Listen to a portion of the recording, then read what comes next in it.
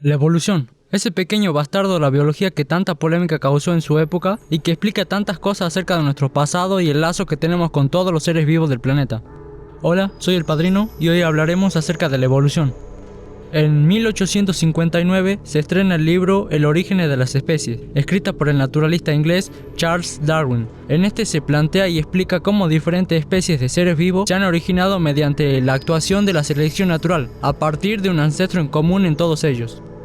Antes de Darwin, hubieron muchas personas que propusieron ideas que querían explicar de alguna forma la relación que había entre las especies, pero ninguna como la explicación ya en el mencionado libro. Aunque Darwin proponía de forma concisa una explicación a la relación que existía entre las especies, este tuvo muchos detractores durante su vida, debido a la revolución que causó una teoría tan alejada de la idea que existía en esos tiempos, ya que en esa época la idea religiosa era la más aceptada, aquella que ponía al hombre en un estado privilegiado sobre otras especies, y la nueva teoría de Darwin proponía que el hombre no era más que un animal en el árbol genealógico de la vida.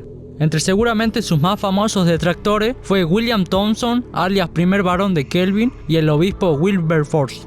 Y entre los más famosos aliados de la teoría de la evolución estaban el mismo Darwin, Alfred Wallace y Thomas Huxley. Luego de muchos años posteriores a la muerte de Darwin, se comprobó que la Tierra tenía 4.543 millones de años, suficiente para que la teoría de Darwin fuera válida. Aunque la teoría de la evolución moderna tiene diferencias con la de Darwin, esta se mantuvo como una base sólida para desarrollar la teoría actual. Luego de tratar de darle un contexto, procedemos a ver qué es la evolución. Las poblaciones biológicas evolucionan gracias a cambios genéticos, que corresponden a cambios en ciertos rasgos observables de los organismos. Los cambios genéticos incluyen mutaciones causadas por daños o errores en la replicación del ADN de un organismo. Al tiempo que la variación genética de una población deriva de forma aleatoria a lo largo de generaciones, la selección natural hace que los rasgos se hagan gradualmente más o menos comunes, según el éxito reproductivo relativo de los organismos con esos rasgos. Existen 4 tipos de evoluciones principales. La evolución convergente se da cuando dos estructuras similares han evolucionado independientemente a partir de estructuras ancestrales distintas y por procesos de desarrollo muy diferentes, como la evolución del vuelo en las aves y los murciélagos.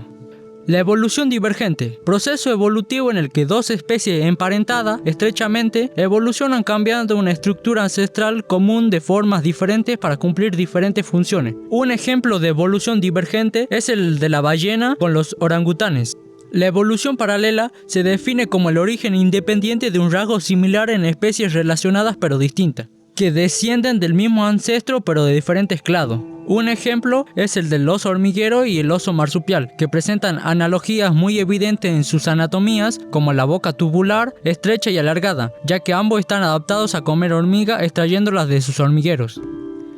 La evolución reticulada corresponde a la formación de una nueva especie a partir del cruce entre dos linajes distintos. Ejemplo, el groelar. ¿Cómo se forma una nueva especie? Para que se forme una nueva especie se necesita la microevolución y la macroevolución. La microevolución es un proceso que se pasa de generación en generación, pero son pequeños cambios a nivel celular o de organismo.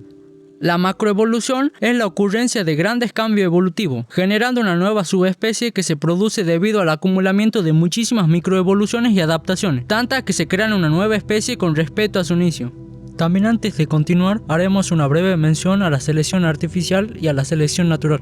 La selección natural se produce gracias a la progresiva adaptación de las especies a su medio ambiente. Cuando individuos con ciertas características poseen una tasa de supervivencia más alta que otros miembros de una población, pasan estas características genéticas heredables a su descendencia.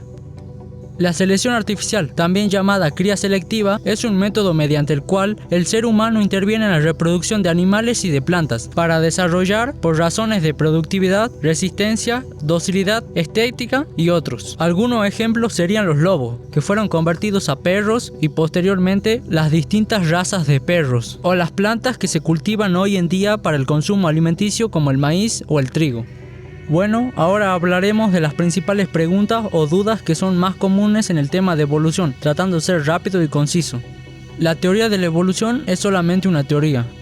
Usualmente se confunde la idea de teoría con el concepto de idea o de hipótesis, pero una teoría es un argumento válido con pruebas suficientes para ser considerada real. Esta teoría es válida hasta que exista otra teoría lo suficientemente buena y con suficientemente pruebas para negar la teoría. Aunque teoría se refiere a que constantemente se está actualizando con información que complementan esta teoría, con más explicaciones y resultados, manteniendo a la teoría válida. Si el humano desciende del mono, entonces ¿por qué siguen existiendo los monos? Bueno, esto es como decir, si tenemos perros, ¿por qué siguen existiendo los lobos? El que tengamos un pariente con nuestros primos simios, chimpancé y bonobo no nos hace iguales, ya que el hombre actual tiene un ancestro en común, y los actuales humanos evolucionaron de otra rama, llamada Homo, y el humano es uno más en esa rama, ya que también estaban los neandertales, Homo erectus, entre muchos otros. Además, cito una frase de Darwin que es la siguiente: no es el más fuerte de las especies el que sobrevive, tampoco es el más inteligente el que sobrevive, es aquel que es más adaptable al cambio. ¿Seguimos evolucionando?